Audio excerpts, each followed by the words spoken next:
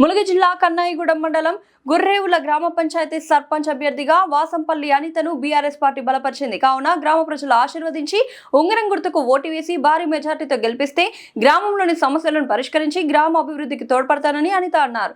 జిల్లా బీఆర్ఎస్ అధ్యక్షులు కాకులమర్రి లక్ష్మీ నరసింహారావు చేస్తున్న సహాయ సహకారాలను గుర్తించిన మండల ప్రజలు సర్పంచ్ అభ్యర్థి అనితను భారీ మెజార్టీతో గెలిపించాలని ప్రచారంలో పాల్గొన్న బీఆర్ఎస్ పార్టీ నాయకులు పూజారి కిషోర్, వెంకటేశ్వర్లు నాయకులు కార్యకర్తలు కోరారు. బీఆర్ఎస్ పార్టీ నుండి సర్పంచ్ అభ్యర్థిగా నిలిచాను. కావున గ్రామ ప్రజలు ఉంగరం గుర్తుకు వేసి గెలిపించాను. సర్పంచ్ గెలిచిన అనంతరం డ్రైనేజీ, వీధి లైట్లు, సీసీ రోడ్లను ఏదైనా అమలు చేస్తాను. ఉంగరం గుర్తుకు ఓటేసి ప్రజలు ఆశీర్వదించాలని కోరుకుంటున్నాను. కిషోర్ పూజారి, మాది కన్నాయిగూడెం మండలం గుర్రేవుల గ్రామ పంచాయతీ.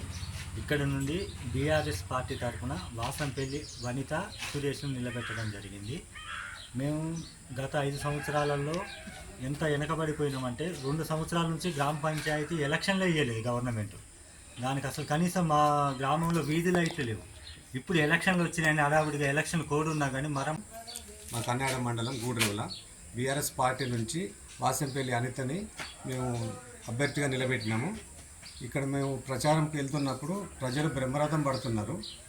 అనిత విజయానికి మేము వెనుక ఉండి సహాయ సహకారం పూర్తిగా అందిస్తున్నాము. గూడ్రేవుల గ్రామ సమస్యలపై నిత్యం పోరాడుతున్నాము.